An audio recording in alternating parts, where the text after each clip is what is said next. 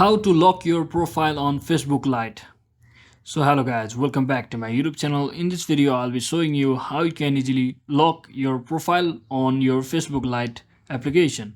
So first thing, simply head over to your Facebook Lite application, and once you're inside here, just make sure you have successfully logged into your account. And then from over here, just click on this hamburger icon at the top right corner. So once you click on it, scroll down until you see the settings option.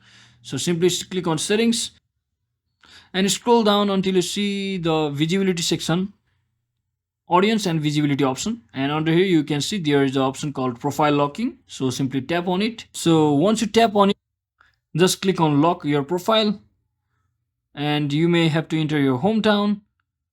And once you do all of that, as you can see, my profile has been successfully locked. So that is exactly how you can easily lock in your profile on Facebook Lite. So you can follow the same steps to unlock the profile as well. So hope this video was helpful guys. If it was, don't forget to like and subscribe to the channel. See you on the next one.